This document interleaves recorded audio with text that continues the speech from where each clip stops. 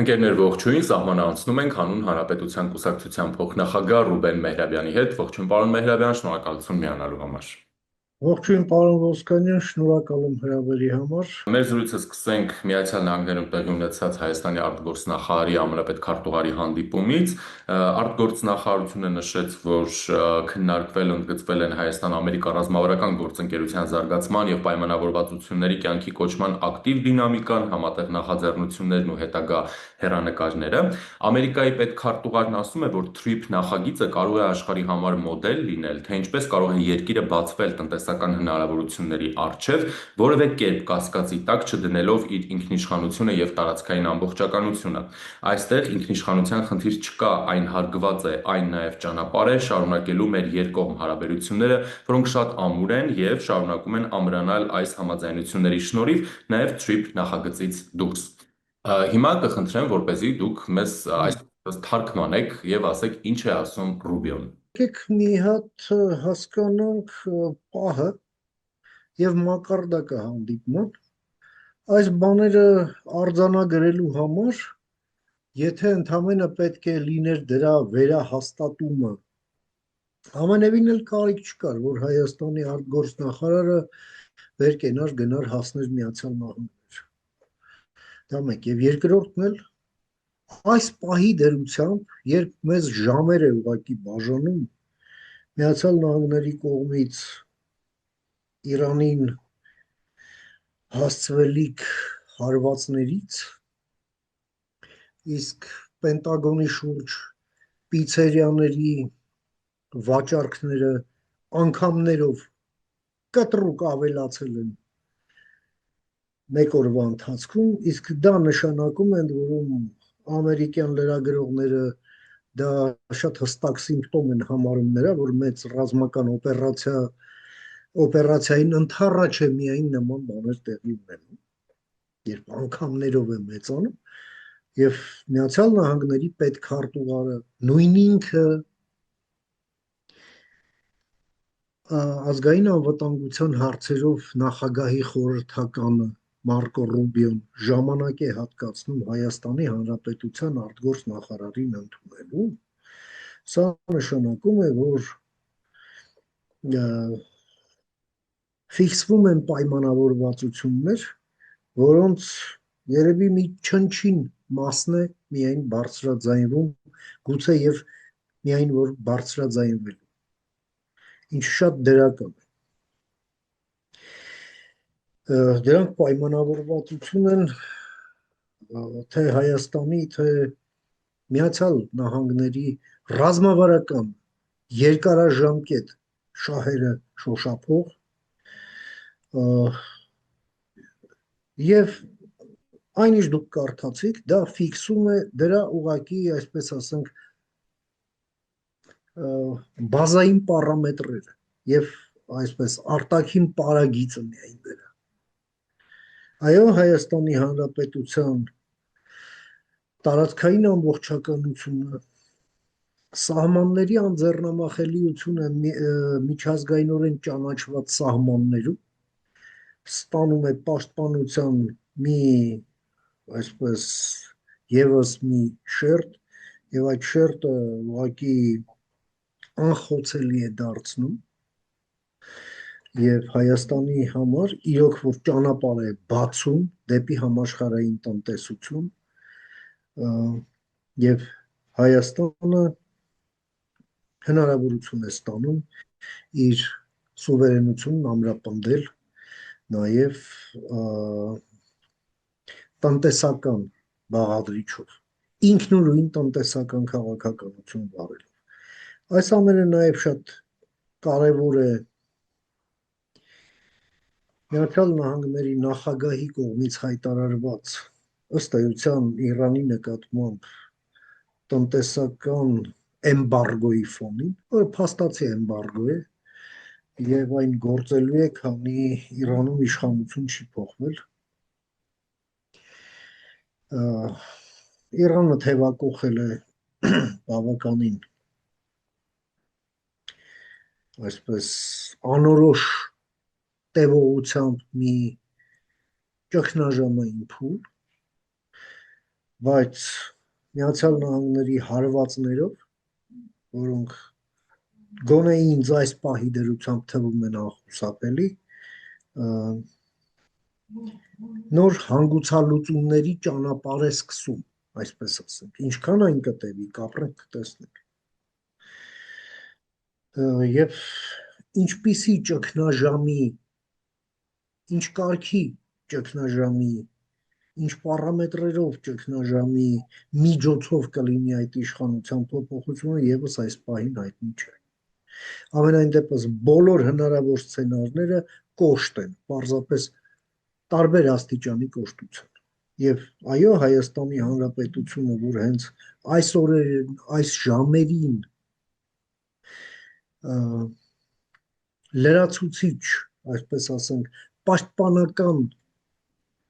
շերտ է ապահովում մեր սուվերենությանը, այս տուրբուլենտ աշխարհում, այսպես ասենք, Հայաստանը նաև մեր տարածաշրջանի կայունության մեջ է մեծ ներդրում իրականացնում եւ դրա համար պետք է շնորհակալ լինեն Հայաստանին, թե Ադրբեջանը, թե Վրաստանը եւս, որովհետեւ այս փոթորիկի պատահողմի պայմաններում ըստ էության մեր տարածաշրջան, այսպես ասենք, ներկայումս գտնվում է եւ հանդիսանում է որպես այդ պատահողմի աչք, որտեղ ընդհանրապես ամեն ինչ արվում է, որ քամիներ էլ չլինեն նույնիսկ, բայց այն ինչ մեզանից դուրս է, մեր տարածաշրջանից դուրս է եւ նույնիսկ մեր տարածաշրջանի անմիջական հարևանությամբ այնտեղ ամեն ինչ թևակողել է մի անորոշությամբ, լինի դա Ռուսաստանը, լինի դա Իրանը եւ նույնիսկ Թուրքիան, հաշվի առնելով Թուրքիայի բավականին, այսպես, խնդրահարույց տնտեսական իրավիճակ։ Եվ մի քիչ էլ այսպես 1-2 օրվա ռետրոսպեկտիվա անցկացնելով կարող ենք ասել, թե ահա այստեղից է ծնվել այն ոռնոցները մոսկովյան ճահիճներից, որը մենք լսեցինք, քննարկեցինք, քննադատեցինք այս ընթացքում,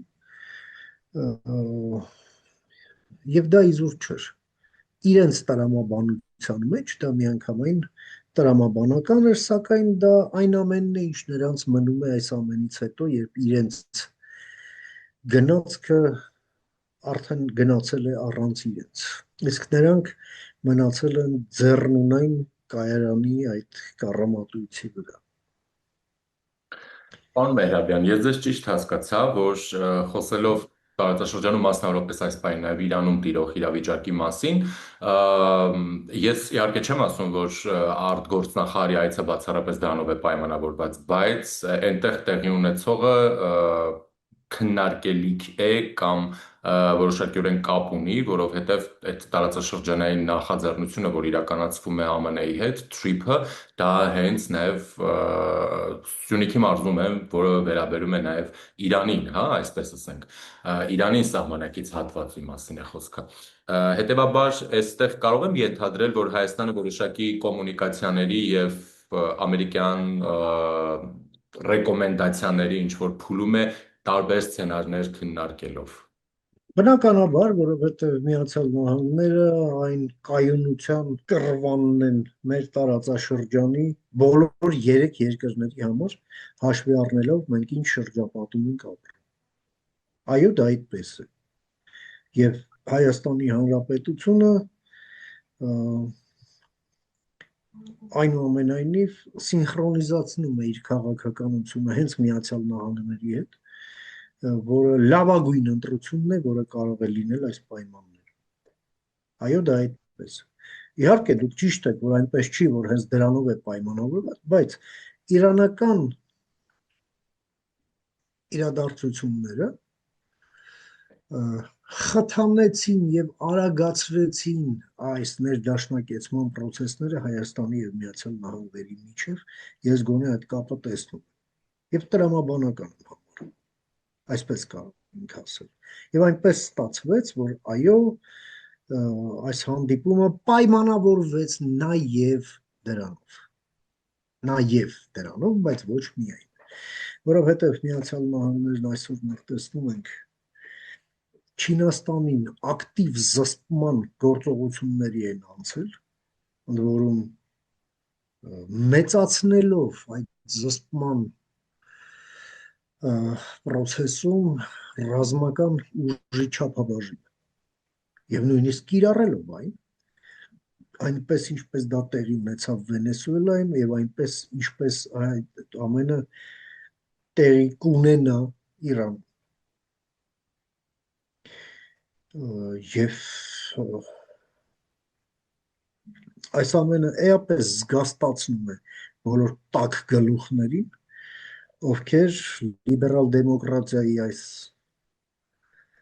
երկու տասնամյակ տևած այս ճգնաժամի պայմաններում եւ այդից պատճառով ձևավորված վակուումի պայմաններում մեկ էլ իրենք այսպես ասենք հանդգնել են պատկերացնել որպես լիբերալ դեմոկրատիայի այլընտրանք։ Իհարկե, Թրամփը հիմա կառարկե, բայց Թրամփը ատում է լիբերալներին, Թրամփը հայհոյում է լիբերալներին, ձեռք է առնում լիբերալներին, այո, դա այդպես է։ Բայց Միացյալ Նահանգները ինքնին լիբերալ ժողովրդավարություն են, ավելին Միացյալ Նահանգները հեղափոխական ժողովրդավարություն են, պերմանենտ հեղափոխական ժողովրդավարություն են, ի տարբերություն եվրոպական լիբերալ դեմոկրատիաների։ Եվ Միացյալ Նահանգները դա համաշխարհային տնտեսության 1/4-ն է, եւ դրանով իսկ պայմանավորված է այն փաստը, որ ամբողջ ցամաքը գլոբուսի վրա հանդիսանում է Միացյալ Նահանգների կենսական շահերի տարածք, դե իսկ համաշխարհային օվկիանոսը Միացյալ Նահանգների եւ իր դաշնակիցների բացարձակ դոմինացիայի տարածք է եւ դրա շնորհիվ է ազատ նավարկություն ապահովվում ողջ համաշխարհային օվկիանոսում, իսկ ցանկացած ոտնձգություն այդ ազատ նավարկությանը դիտարկվում է որպես կազուս բելլի Միացյալ Նահանգների համար։ Եվ կիրառվելու է դա։ Այն խուլիգանությունը, որը կատարում է Ռուսաստանը համաշխարհային օվկիանոսում, անոնիմ նավերով մաքսանենգությամբ եւ ապօրինի առևտրային գործունեությամբ զբաղվելով, դա ըստ էության առաջացրեց Միացյալ Նահանգների, նաև իսկ այսօրվանից արդեն նաև Մեծ Բրիտանիայի հակազդեցությունը եւ սկսվել է որսը այդ լողացող լագանների հետևից եւ դրանք այլևս չեն լողա։ Եվ այս խուլիգանությանը վերջ կդրվի։ Եվ ըստ էության այս ամենը քայլեր են, որոնք կարող են թվալ ապակայունացում, սակայն սրանք քայլեր են, որոնք հստակորեն տանում են դեպի կայունացում։ Որովհետև երբ սա նման է ոստիկանի գործունեությանը, որը տարբերվում է իր առօրյա գործունեությունից,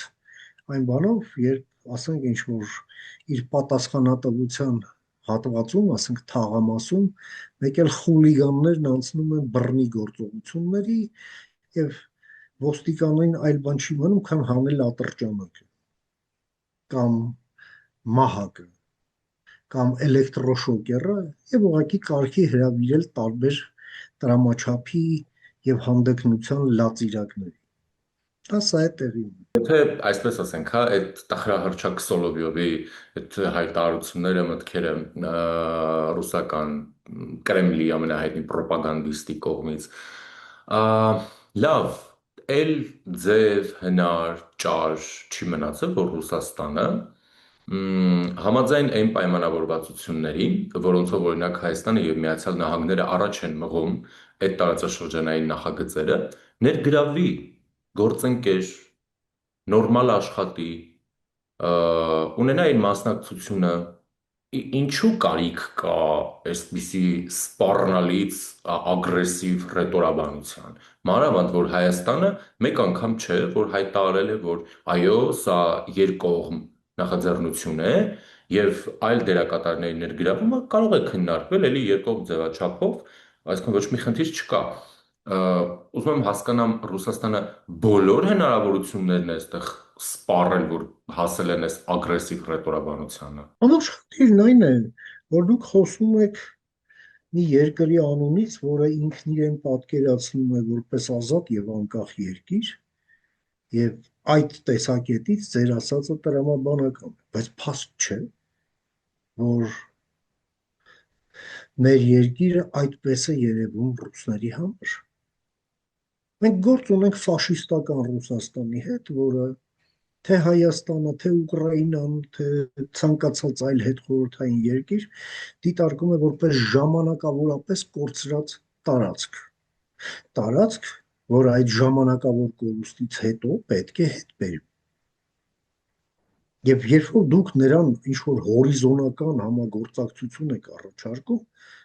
նրանց համար դա նույնիսկ վիրավորական է։ Դուք ով եք, որ ինձ բան առաջարկեք։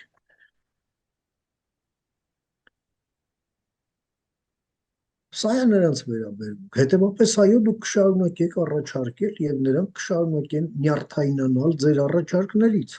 եւ զզվել ձեր առաջարկներից։ Եվ դուք ոչինչ չեք կարող անել դրա հետ, քանի նրանց ուղեղը ախտահարված է այդ ժանտախտով, ռուսական ֆաշիզմի ժանտախտով։ Իսկ նրանց կբուժի միայն մի բան՝ ռազմական պարտությունը եւ սովը որոշ ժամանակ։ Պատմությունը ցույց է տալիս, որ Ռուսաստանում թերապևտիկ էֆեկտ է ունենում միայն նման կարգի իրադարձությունները։ Սակայն այստեղ եւս մի խնդիր կա, որ դրանից հետո Ռուսաստանը նույնիսկ նորից վերադառնում է իր այլանդակեությանը, չէ՞, Ալեքսանդր Բլոկը որ գրում էր, չէ՞, и мы повернемся ко всем своей азиатской рожей։ Դա ռուս Ալեքսանդր Բլոկն էր գրում։ Այո, հենց այնտեղ կշտանում են, կյանքը լավանում է, նրանք միանգամից վերադառնում են իրենց այլանդակ էությանը եւ ուղղակի պետք է մեկընդմիշտ այդ հարցը լուծվի, որպեսզի Ռուսաստանը այլևս նման մուտացիաներ չունենա եւ դաթարի լինել հարևանների համար սպառնալիք, այնպես ինչպես տեղի ունեցավ երկու համաշխարհային պատերազմներից հետո Գերմանիայի հետ։ Այո, պետք է տարածքը կրճատվի, այո, պետք է այս այլանդակ ռուսական ֆաշիստական այդ շերտը հասարակության մեջ պարզապես պետք է լիկվիդացվի։ Որոշակի առումով այդ պետք է լինի որոշակի ժամանակով միջազգային վերահսկողություն։ Ամեն կերած կոնսերվայի համար նրանք պետք է ուսուցողական ֆիլմեր դիտեն, թե ինչ այլանդակություններ են իրենք արել իրենց պատմության ընթացքում եւ այլն։ Այս տրանսֆորմացիան այո պետք է արվի, որ այդ չլինի այն, ինչ տեղի ունեցավ սովետից հետո, երբ կոմկուսը քայքայվեց, իսկ KGB-ն ոչ։ Եվ KGB-ն նեոսովետական ռևանշից հետո ուղղակի վերածվեց հանցավոր կազմակերպության, այնպես ինչպիսին էր SS-ը, Գեստապոն եւ մի շարք այլ կազմակերպություններ, որոնք այդպեսին ճանաչվեցին Նյուրնբերգի դատավարության ժամանակ։ Մենք այս կարգի բաների հետ գործ ունենք։ Սալավյովը անց չէ։ Սալավյովը ֆունկցիա է։ Սալավյովը բարձրաստիճան պետական պաշտոնյա է, որն իր այդ հայտարարությունն արել է պետական հեռուստաալիքով։ Եվ պետական հեռուստատեսության խնդիրն է 24/7 հեռարձակել պետության վերաբերմունքը այս կամ այն հարցի շուրջ։ Հաշվի առնելով այդ երկրի ֆաշիստական էությունը,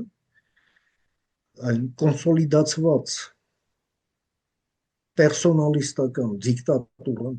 ֆաշիստական բնույթի, որը տիրում է Ռուսաստանում, այնտեղ քաղաքականություն որոշում է միայն մեկ մարդ, մնացածը նրա ճորտերն են։ Սկսած Օստանկինոյում բազմած այդ խոզաբարո դուրս պրծուկներից վերջացած այն դժբախտներից, որոնք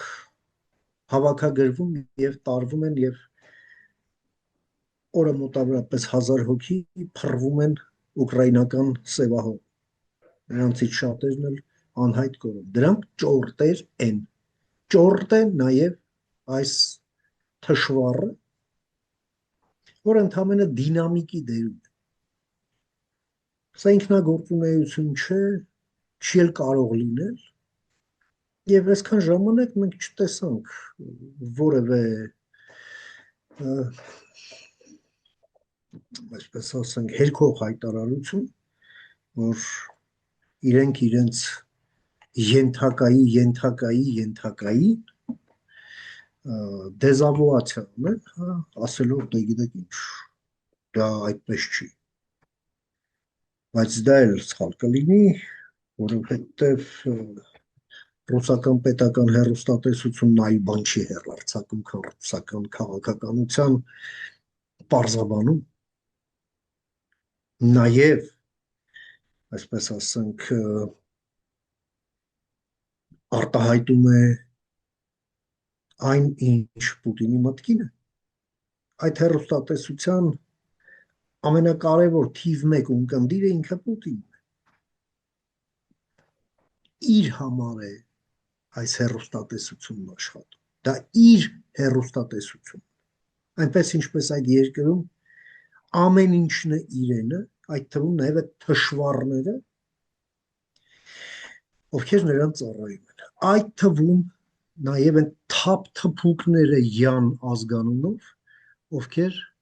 ողջունում էին այդ հայտարարությունը, ձեռքերը շփելով, ասելով, որ ինչ լավ եք ասում, արագացրեք։ Հասկանում եք։ Այդ դրանք էլ են անձամբ Պուտինին,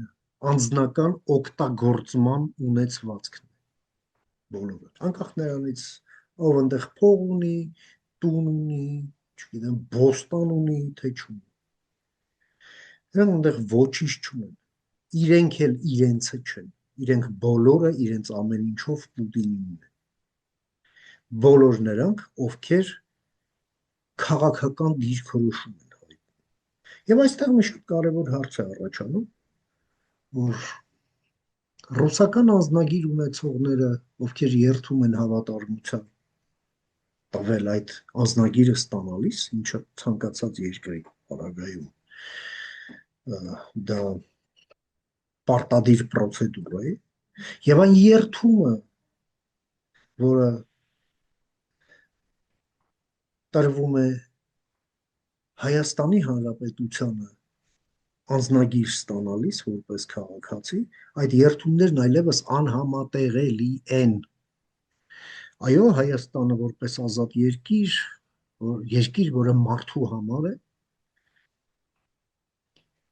հնարավորություն տվել է երկքաղաքացիության, բայց Ռուսաստանի պարագայում այդ երկքաղաքացիության ինստիտուտը պետք է չեղարկվի եւ տրվի այսպես խելամիտ ժամանակ, մոտավորապես 3 ամիս, այդ մարդկանց կողմնորոշվելու կամ այս կողմն է կամ այն կողմը։ Սա պետության պարտականությունն է իր քաղաքացիներին ապահովագրելու այս հիբրիդային վիճակից։ Դու չես կարող հավատարիմ լինել եւ Ռուսաստանին եւ Հայաստանին այսպիսի կոնֆլիկտի պայմաններում։ Եվ մեր արտգործնախարարությունը իր բողոքի նոտայում շատ ճիշտ նշեց, որ սա թշնամական բնույթի հայտարարություններ են Հայաստանի Հանրապետության հասցեին եւ շատ ճիշտ տեղի ունեցավ այն, որ պետականորեն եւ պաշտոնապես արձագանքվեց այս հայտարարությանը։ Որովհետև մինչև էդ էլ մենք տեսնում ենք, դե լավ դե լրագրողա կարողա, գիտեք, պետությունը պետք է ինչ որ լրագրող չնա լրագրող չի։ Ռուսաստանում չկա լրագրող։ Ռուսաստանում մեռել է թե լրագրողը, թե լրագրությունը, թե մամուլը։ Ռուսաստանում կա պրոպագանդայի միջոցներ, որը կարելի է ասել ռուսական ռազմական մեքենայի զորատեսակներից մեկն է, եւ այնտեղ ծառայում են մարդիկ, սկսած շարքայինից, եֆրեյտորից մինչև գեներալներ։ Սա, այո, մեդիա զորքի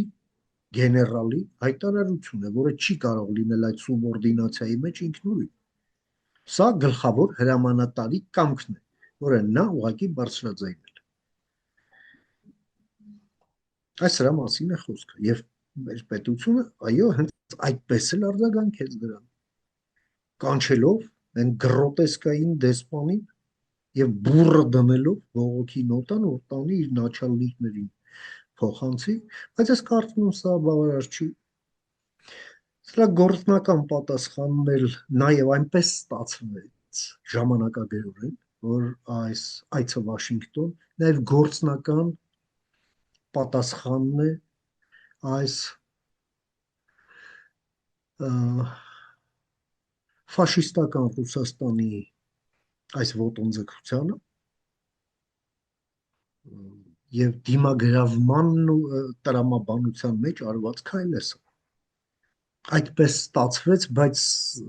այնպես չէր, որ դա մենք պլանավորել ենք, հա։ Ռուսներն ամեն ինչ արեցին, որ դա այդպես ստացվի, դե ինչպես ասում են, ծերպի մայա կրասավիցը։ Միայն մնում է ցավակցել։ Շնորհակալություն։ Ես եմ շնորհակալ։ Զրուցակիցս հանուն Հանրապետության կուսակցության փոխնախագահ Ռուբեն Մեհրաբյանն էր։ Բաժանորդագրվեք ալիքին, օրվա զարգացումներին հետևեք Telegram-յան ալիքում, որի հղում այս տեսանյութի մեկնաբանության բաժնում է։